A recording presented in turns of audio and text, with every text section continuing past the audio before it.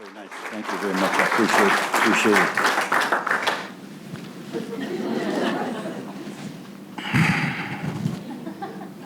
I wish I could unbutton my shirt and show you an Elon T-shirt, too. I only got the hat back in 2001, which was my first visit. So many of you have been here 3 times in the last 3 years. I have been here 3 times in the last 15 years, which I guess goes to show you what a hot ticket I am. It takes me 15 years to get back. But, you know, the words that you, and I appreciate, Tim, how over the top you were, but what you described is what, and I know I'm not here just talking about Elon, but there's a lot of stuff that the PR people here do that's really very effective. And more than being effective in terms of public relations, it's actually true. So I don't know how President Lambert feels, but he must have felt he died and gone to heaven when he came here in '99, because everything was set up, and all he had to do was make it better, which is not necessarily easy to do. But the story that George Keller tells, I admit I haven't read your new introduction to it, Leo. So these number 1 things, they come from U.S. News and World Report.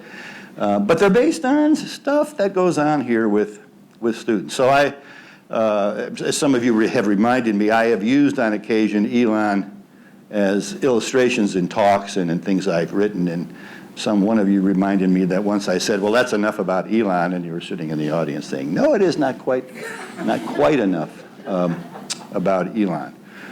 But one of the I guess, you know, current manifestations of the commitment that this university has to the quality undergraduate experience is hosting this meeting. I mean, you have to look a long way to find an institution that would put up resources for the betterment, not just of its own staff and students, but for the larger community of practice, right? So this is very unusual in the sense that a place that's doing so well would also contribute to the larger good. So it's a salute. Leo gave me this hat in 2001. It has perspiration stains on the inside. I have worn this hat literally all over the world. And on a river trip in Berlin, there had to be 2 or 3 families that came up to me and said, oh, my daughter's going to Elon. So enough about Elon, right? So last night, Brad's presentation, which was terrific, mentioned the Gallup Purdue poll in a way that got us interested in it. So I want to ask you, this is an audience participation. So what institution out of this list had the largest percentage of its grade? Now remember, if you weren't here last night, the Gallup Purdue poll is a study of college graduates who report on the nature of their undergraduate experience, the kinds of things they did, and then they also cross-tab that, if you will, with their success and well-being in the workplace, right? So it's a matching of what matters to life, what matters during college to life after college. So which of these institutions had the largest percentage of graduates who said, I had a mentor? E?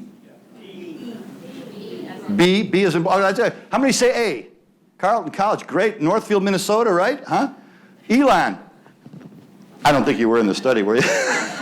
Stanford, gotta be Stanford. Wake Forest, right down the block. I thought I'd throw that in there just to get a little hooting and hollering. And Western Governors, did someone say Western Governors? Now wait a second. Now this is the social science stuff. If none of the above is an option, it often is the correct, right? So those of you who said Western Governors, why did you say that, Peter?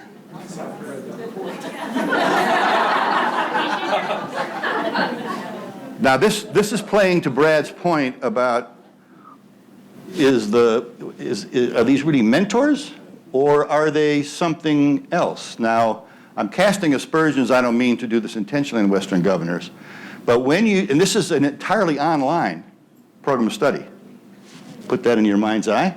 So it exists everywhere and nowhere. So when you enroll at Western Governors University, you are assigned a mentor, which may or may not comport at all with the things you've been talking about here. I'm not saying it does or it doesn't. I'm saying in most other instances, the term would be what? Advisor. So one of the early things they said was, this is amazing that Western Governors University will have this close, personal, meaningful relationship with its students, and well, maybe it does, maybe all right, that's supposed to be a little fun, fine, okay. So my thing is I'm here to talk a little bit about high-impact practices and how that dovetails with the many things you've been talking about in much greater depth. This is a book that everybody should have on their shelf. By the way, this is the first thing, that's the 2008 piece that Tim mentioned. But since that time, AAC&U and other people have been pushing more and more information out about these so-called high-impact practices. And one of the most important pieces, and you've talked about this in different sessions here, is the effects that participating in a high-impact practice has on underserved students. So if you've not seen this piece by Ashley Finley and Tia McNair from AAC&U, it is one of the more impressive pieces. It's a multi-institution study, and what they found was what we have found throughout in HIPS, unusually positive effects. Come back to that in a second. So here's the list, and I call this, so many of you are sick of seeing this list, but the officially approved list of high-impact practices, and I've obviously bolded here and emphasized undergraduate research inquiry, and with apologies to the humanists in the room, I was an undergraduate English major. That's what I wrote my senior thesis on, which is buried. And by the way, Tim, thanks for mentioning that 1980 piece, because I thought you were going to say, and that's when he was learning how to write. I thought that's what the illustration was going to be. But if you count the number now, we have 11. And I'm going to come back to ePortfolio at the end, if you're still here with me, because I think what we're going to see in the next couple, 3 months is AAC&U officially adding this to the list for reasons I'll explain later. But I want you to be thinking about, those of you who've had conversations, who've played around with things like ePortfolios, to be thinking about the role of the ePortfolio in deepening and extending the impact of an inquiry experience, and for things we'll talk about a little bit later. So HIPs, as we've come to call them, are important because if you've done one as an undergraduate, you benefit in substantially, empirically demonstrated positive ways. I'll show you some data later that you'll be tired of looking at. One of the main reasons, one of the so-called causal explanations is most of them actually require students to show what they've learned and demonstrate how what they have learned can be used in a way inside and outside the class. And then they have these compensatory effects, what the McNair and Finley piece demonstrated, that not only do almost all students benefit positively in unusually positive ways, but the students who benefit most are the students who are least well prepared for college, come in with lower, if you will, academic achievement patterns, typically from from low income groups, first in the family. We call these compensatory effects because they have a boost on the performance of students, and you've had conversations here about the role that undergraduate research plays in that. And finally, if you do more than one, there is a cumulative accentuation effect that occurs. I'm going to show you this later. And the reason I'm mentioning this now is I want you to be thinking not only about the thing you came here to talk about, how important undergraduate research is, but in the mentoring role, what's the responsibility, obligation for making certain that students know there are other kinds of activities that can have a very positive effect on the quality of their learning and such. So, and now I'm just getting started here, just to the overview. So I want to spend just maybe 2 or 3 minutes reminding us about the nature of the world we're preparing students for, and then the relationship between these high-impact practices, deep integrative learning, And then some things we've learned mostly from Nessie. And this is going to be kind of a repeat of what many of your sessions have been talking about. You know, what does an engaging, high-quality undergraduate activity look like? And I should apologize, there'll be a heavy emphasis on social science, STEM stuff, and less on the creative arts. And then some implications to move along. So never before, I guess anyone could have said this at any point in history, never before have we expected more from an educated citizenry. Whereas 30, 40, 50 years ago, my daughter reminded me of the other day. She said, well, when you graduated college, you could have got a job anywhere. You know, this was in the late 60s, and the economy was, she was right about that. Actually, darn right. You should have seen my undergraduate record. Anyway, but I did get a job. But today, you know, there's less willingness on the part of employing organizations to say, come on in and we'll invest in you for 6 months. You know, we'll bring you up to speed. What they want more and more, they want people who can hit the ground running, as we say. And of course, all we need to know from listening to the TV the last 2, 3, 5, 8 weeks is we need a highly educated citizenry to cut through a lot of the malarkey that we, not just here, not just in the political season, but we're just awash. So, what do we know about, broadly speaking, about the nature of people who make their way later? Tony Carnevale, some of you, probably all of you have read his stuff, maybe not associating his name with it, but he's there in Georgetown, and he and his colleagues, you know, they spend all of their days and nights churning up millions of data points about what people who survive and thrive in the workforce look like. Where they work, the kind of work they do, where they went to school, what they majored in, and then their career progression, how much money they're making, are they advancing in their careers, and so forth and so on. Now, I see you taking pictures of the slides, which is fine. But the slides will remain, but I won't. So if you want to take pictures, I'd be the person. So there are a lot of conclusions they draw. By the way, you'll have the slides. You can post them, do whatever you want with them. Where was I? Anyway, they are, you draw a lot of different conclusions. Some of them are conflictual. But one of the statements they have made, and they've made it again and again, and remember, these are people, they're now talking about people who are being successful post-college. In some important ways, not every important way, but some important ways. What they say is it doesn't make any difference what you majored in terms of the likelihood that you're going to survive, thrive later. I know this, we don't like to think of this, but 3, 4, 5 years out, what you majored in becomes irrelevant typically, and it doesn't make any difference where you went. Now, none of us wants to believe that either. What makes a difference is whether you come out with what they call this broad set of cross-cutting capacities, which can happen anywhere. Granted, I think when we set up a curriculum in a certain way and when we expect students to do more and more applied experiential learning with all the things that you've been talking about, you're more likely to see these benefits accrue. That's very, very important. So what are they talking about? Well, they're talking about a number of things, but and certainly they're talking about the AAC&U so-called essential learning outcomes. I'm not going to go through the first three. You know them pretty well. You can pick up your own catalog and read. What we don't talk a lot about, at least it's hard to write about, it's certainly hard to explain to new students and parents perhaps, is this notion of deep integrative learning, which I'm convinced it's the gateway to lifelong learning. I think this is the secret to making one's way in a world that is got a churning, evolving, rapidly changing economy.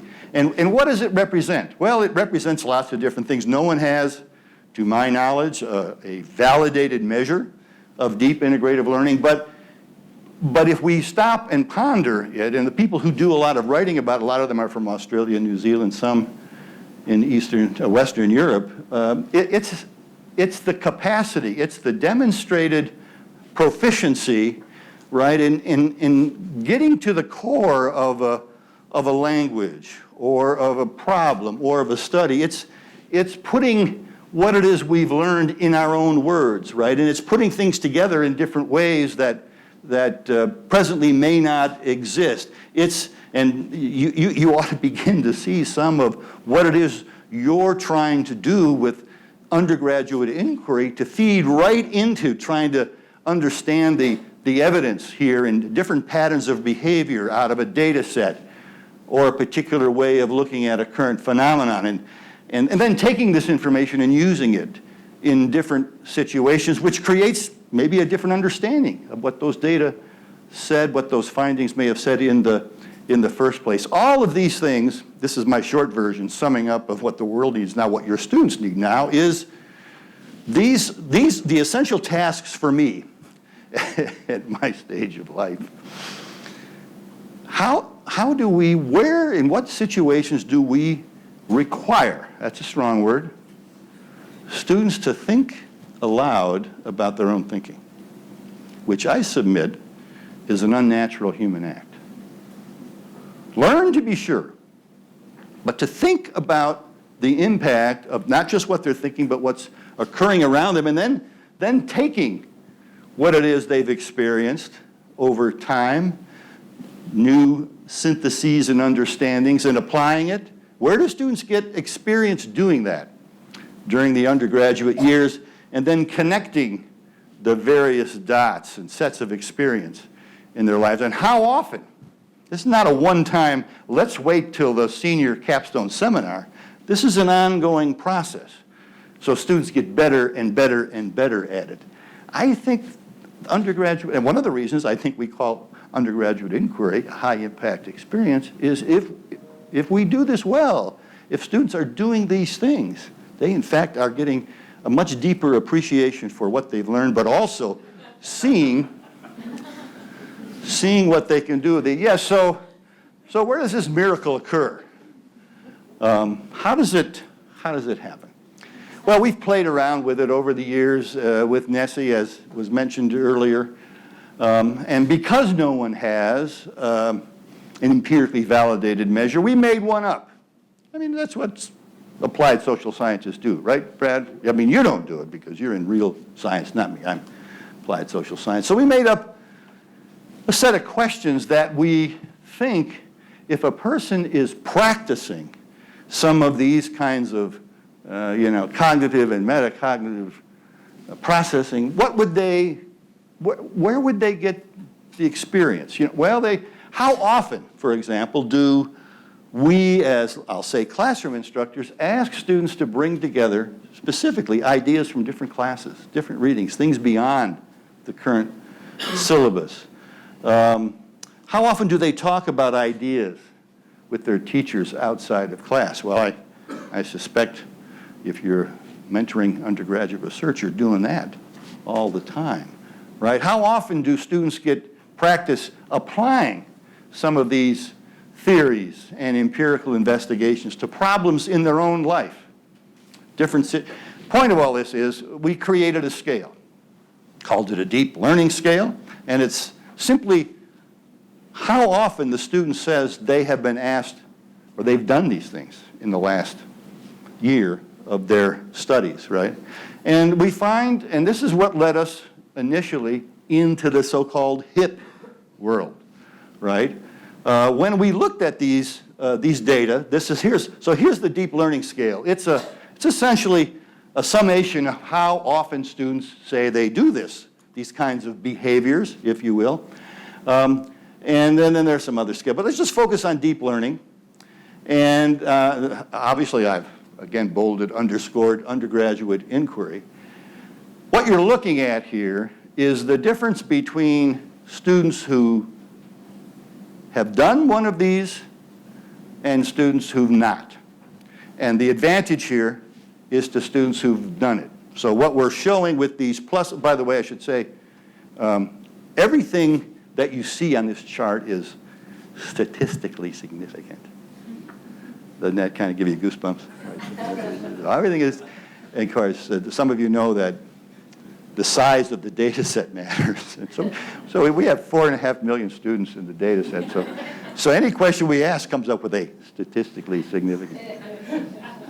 Then that's why we've used what we call in the business effect sizes to represent the magnitude of the difference between those who do and those who don't. And in my business, you almost never see 3 or even 2.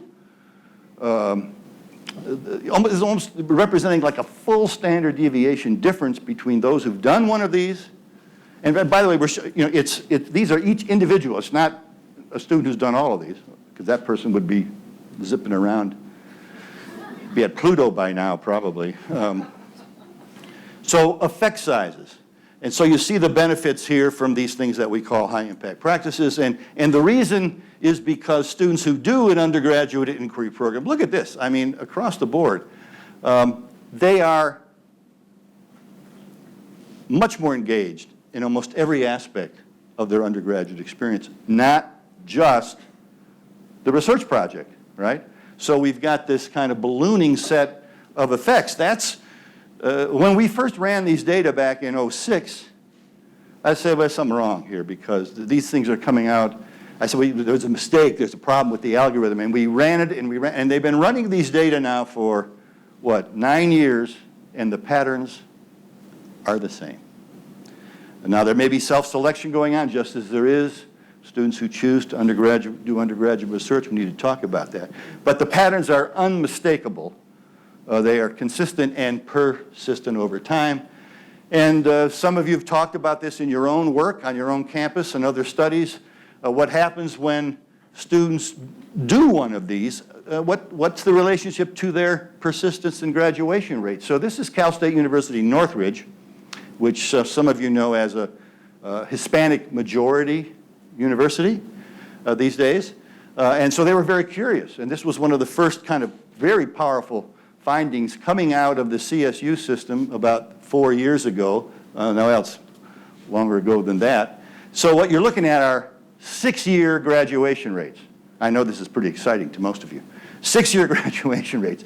If you've not done, if you're a Latino and you've not done a high impact practice, fewer than 4 of 10 who start somewhere finish in 6 years at CSU Northridge.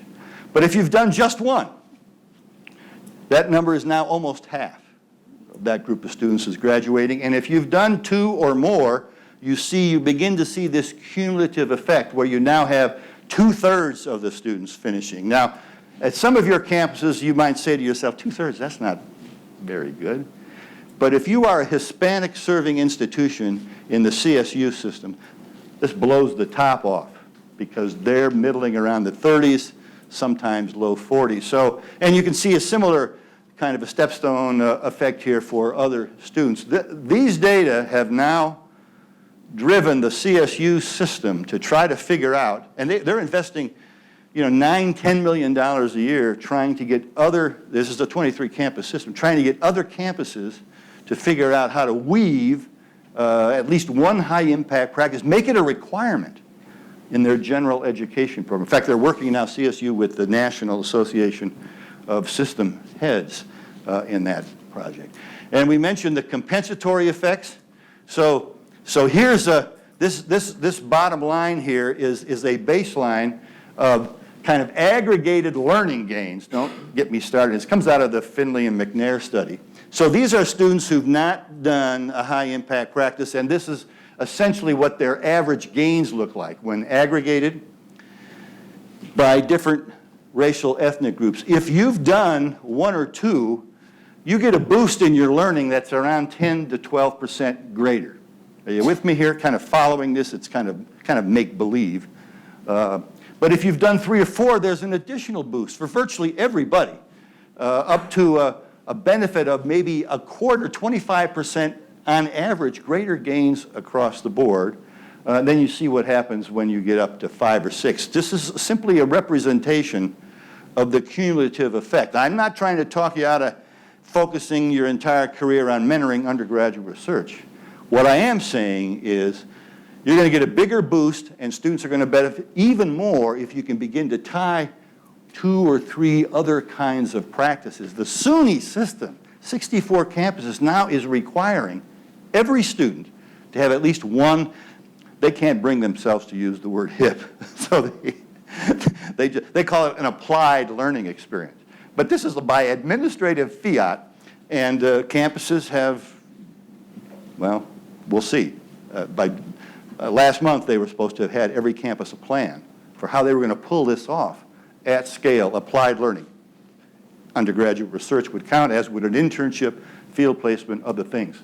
And employers love this stuff, right? So you think about yourself, and sometimes we wonder, is there any kind of concrete, practical application? Well, I'm not sure employers are going to want to hear so much about the research project that your mentee has done, but they're sure going to want to hear about what they've learned about solving problems and applying what it is they know and how they know it to situations and circumstances that are facing this particular firm at this point in time. All things that we can squeeze further out of the work that you are doing. Completing a significant project, more than 8 out of 10 say, yeah, that's pretty important. In fact, almost 2/3 say, it would tip the scales in terms of hiring somebody. Developing research skills to their field. So there's lots going on here. Well, here's Gallup Purdue. Can't read this from the back probably.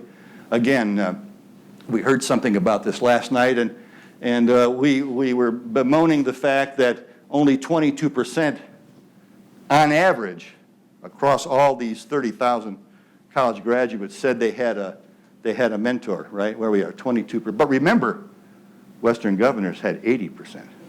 So you just changed the name of your advisors to mentors. But the experiential piece is what matters to well-being in life and in the workplace post-college.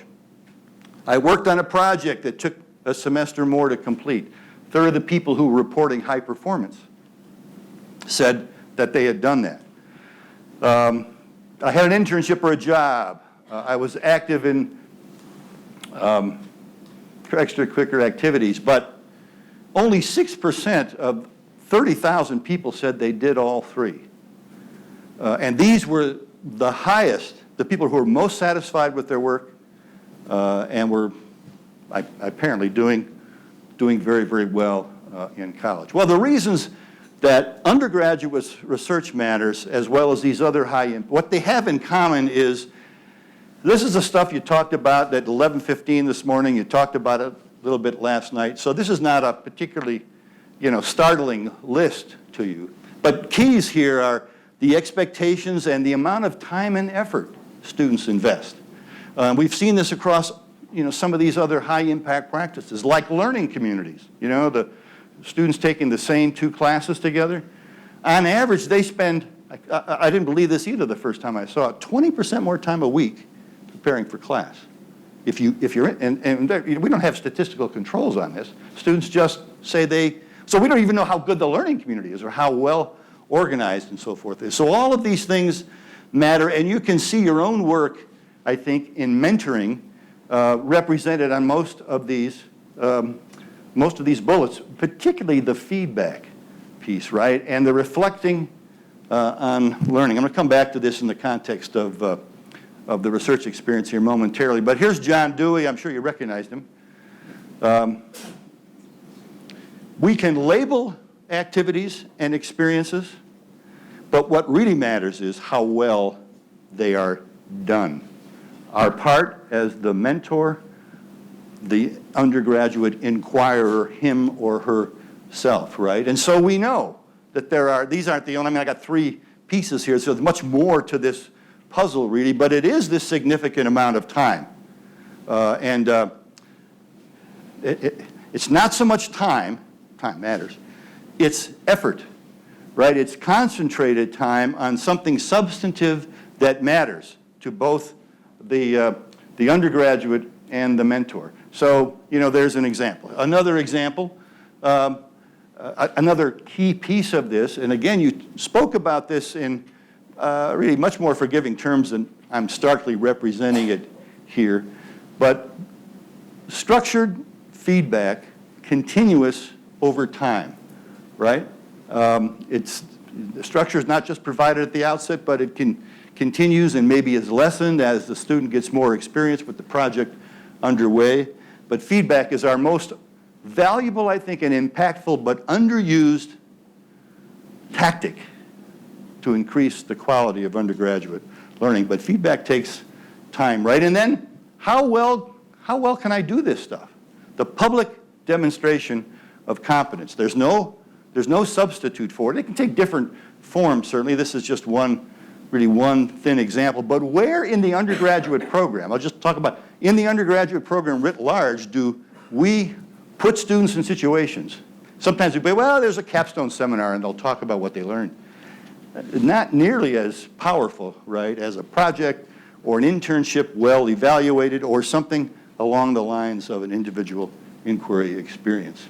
So when we did a systematic, tried in our own sense, asking very specific questions added on to the NESI survey, looking at what it is that students said they experienced and the kinds of engagement and outcome patterns they also reported, we found what you already know. So we found that students who got structure and feedback throughout the process, right, benefited more than those who didn't. We also found that if all a student did, and I know this doesn't sound like it could be possible with the people in this room, but there are many students who do research with a faculty member, and really what they do is help collect data. Now, those students benefit, but not to the degree that students do who participate in the entire inquiry cycle. I mean, that's what this conference has been about, and how to get better at moving people through that inquiry, not faster, but get better at moving through the inquiry cycle. So it's this thing we do as scholars, right? And that's what makes for a much more, I'll say, effective, productive experience for undergraduates. So 24% of students on average say they've done a research project as an undergraduate. These are NESI data. It turns out the best data we have, whether you like it or not. NESI's got the best data in this arena.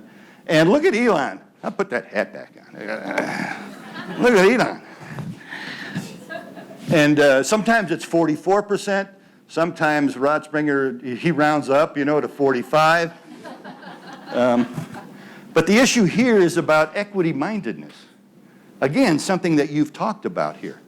Because when you look at the percentage of students who get involved in this kind of work, it's fewer who are first in family, right? It's fewer students of color, it's fewer part-timers, it's fewer older students. We've got plausible explanations for maybe one or two of these categories, but we don't really for the first two, even though we now know from multiple data sources, the stuff I've talked about, the stuff you've been talking about, that students from these categories, not only do they benefit just as much as students who've had parents with college degrees and so forth and so on, but the boost that they get to their performance is even greater, these compensatory effects. So this is a kind of a complicated slide that I probably should have dropped, but who participates matters a lot in terms of what they think they're going to do when they show up.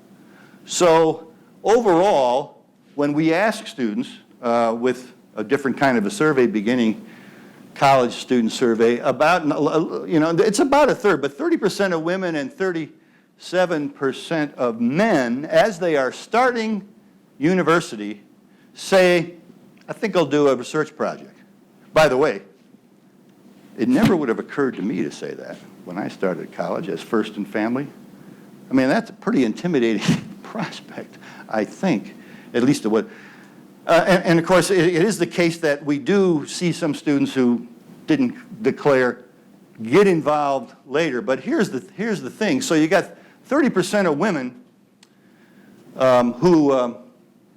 who started by saying, who said they wanted to do it, but only a quarter, that's what this represents, only a quarter of those who say, a little bit more than that, who say they wanted to do a research project actually did so. What I'm saying here is that there are many students who come to college who think they're going to do something, but don't, which means we're losing, a marked share. The same is true of men. So of the 37% this is why we only end up with, what did I say we had? 24%. We have a much, many more students come saying, now they may not really know what they're saying, I grant you that, and some people say, well, expectations, they don't really matter, they're just filling out a form, they don't. But I wonder, and I especially wonder about those who come from some of these groups where it's not a natural thing to have said to do, and they end up not doing it. So how do you generate more interest? Some of you have talked about this. Certainly academic advising, even the pre-college socialization stuff. I suspect that Elon, some of these other institutions do it very, very well, letting students know long before they arrive about the opportunities that are available, including the support structures and sometimes financial for that. But there are other offices on the campus we can use as allies in this work. Oftentimes they're busy people too. It doesn't necessarily occur to them on their own that this could be part of a conversation, but we've got plenty of data now. Hopefully we have enough energy and enthusiasm and resources to support more people who want this kind of experience, because it pays off enormously, right? And then there's this faculty thing, which you've spent a lot of time talking about. We've met the enemy and they are us. No, I don't mean that really, do I? So when we ask faculty the question, how important is it for a student who's about to graduate from Elon, I'm using just Elon, these are not Elon data, these are national data. How important is it for a student to have this experience before they graduate?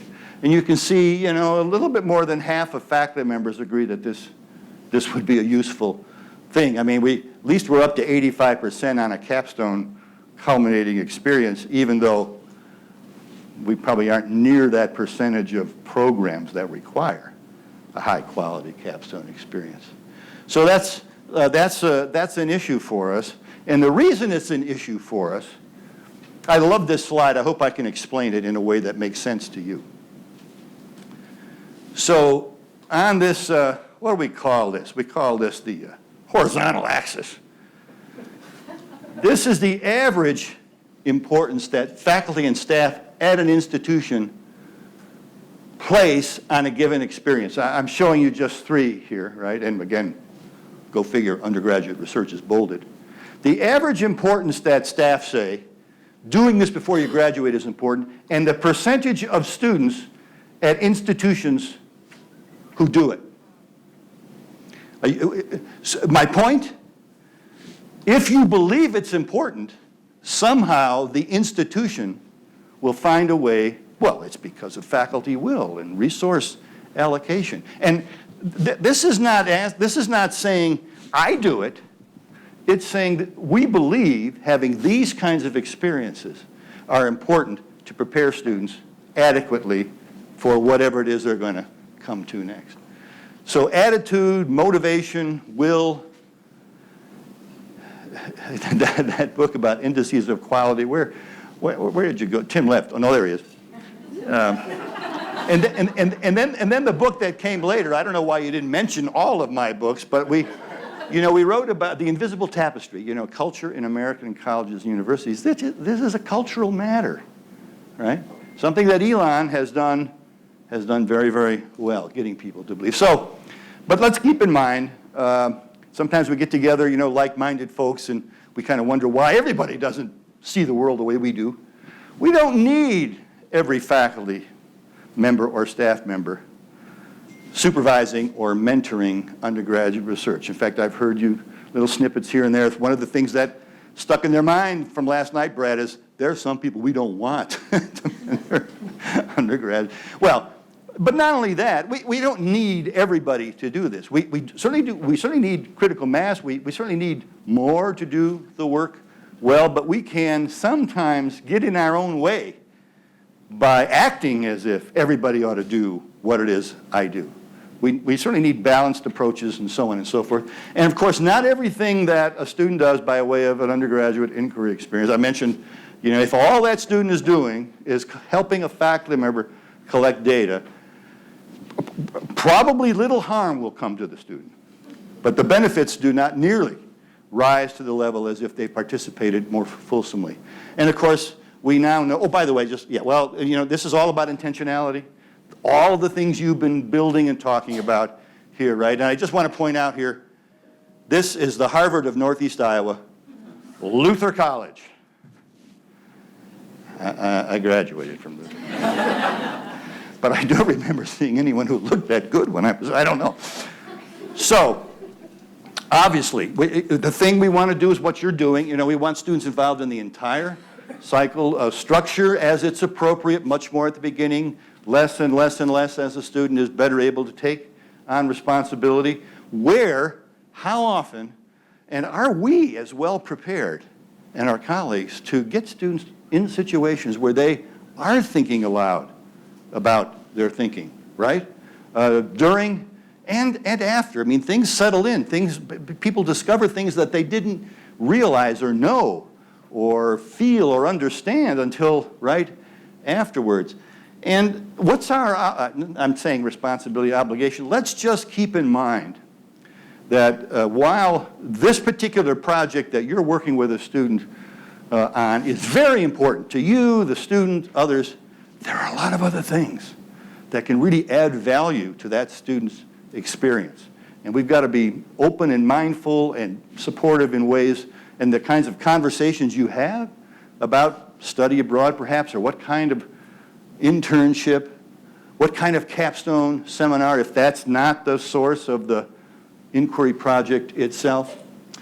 And so I said at the outset, I'm convinced we now have, thanks to some good work being done out there. I'm not an e-portfolio expert, but what I have read and what I have seen is that an e-portfolio, not just about undergraduate inquiry, but about all the other things that a student's experience, can add another measure, an accentuating feature here. So that's why we've added it.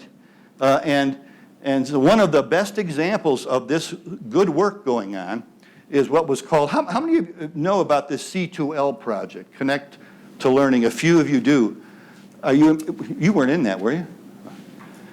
Very impressive set of work. They had a fair amount of funding to do it, but the findings are coming out now. ePortfolio standing alone, showing the very same kinds of effects, pattern of effects, that undergraduate inquiry shows, learning community, study abroad, internship, and so forth and so on. So there were 24 campuses doing this work, and they created this what they call a catalyst for learning framework. This isn't the place for us to talk about it. What I'm trying to tease you into is opening up your mind's eye and saying, what kind of vehicle will capture the nuances and depth and meaning and achievement of an undergraduate inquiry project in addition to the paper or the presentation or the poster, right? What other connections should your students be making to other learning experiences that they have had? We're going to see, I think, e-portfolios will, in some form, different forms, of course, will catch fire here. There's another kind of parallel project going on. Some of you may have heard about this, called the Extended Learning Transcript. Have you heard about this project? It's actually being supported. Well, it's got some foundation dollars, but it's what a funny marriage between registrars, academic registrars, and student affairs professionals. Those are the two groups that have come together, because more and more employers are saying, there's nothing on this academic transcript that has any meaning to me. It doesn't represent anything that I can make sense of in terms of what a student can do, let alone what they know. No offense to those of us who record grades religiously and so on and so forth. I've been doing it for 40 years myself. But the extended learning transcript, we used to call things like this a co-curricular transcript back in the day, but this is a much more detailed, I think, meaningful, and it's to bring all kinds of experiences into focus so that, like an electronic portfolio where students are adding pieces as they move through the academic experience, they can see themselves. That's the point here about making their learning visible. Students can see for themselves how they've, let's say, developed as a writer, as a thinker, right, as a problem solver, as they put artifacts of their own work whether it's papers or project reports, whatever it might be. I think the marriage between ePortfolio and the extended learning, I called it they call it an extended learning report, not transcript. So there'll be much more qualitative. You know, the group that was talking about journals not accepting qualitative papers, where were you? Was that the 11:15 this morning? That blew my mind away, but for different reasons. Anyway, I'm bullish on the ePortfolio. This is another reason why we'll leave the slides. There's a lot of work. This work's been going on for 25, 30 years, so it's not right out of the box. But I think now we've got enough experience, enough testing that's gone on out there, so I think we'll see this added to the official list of 10, and now we'll have 11. But there are a lot of other things that go on at Elon and at your university that can have very similar effects, like an undergraduate inquiry experience. I'm not going to go into that riff now. I'd love to, but we're almost out of time. A lot of other things. Playing athletics for the right coach. Writing, I guess I am going into the riff. Writing for the student newspaper. Writing for the student newspaper. Students who write for the student newspaper probably are spending as much or more time on that article as any other class project that week. And that article may never get published. And when they turn it in to the daily editor, they get what? Sliced up. They say, I spent more time on the Valentine's Day article for Luther College Chip's weekly newspaper than any other project I did except for my senior paper. Wonderful Valentine's Day article, and they cut it by a third. I said, I'm done. I walked away. That's actually a true story, and I was dumb enough as an undergraduate to do it. So, a lot of things that, part of what you've been doing here these last 3 years is, what Aristotle was encouraging us to do. How do we do this work well, right? Where's the manual, right? Where's the blueprint? What are the 9 steps to heaven or whatever it is we need to take? And of course, just when we think we know, we find more nuance and complexity in our lives. So the only way that we're going to get better, you know this from your own work, at doing what we do, it is to do it. And with the community of practice around us, we're much more willing, I think, to take risks and to get feedback and such. Okay, that ends my formal presentation.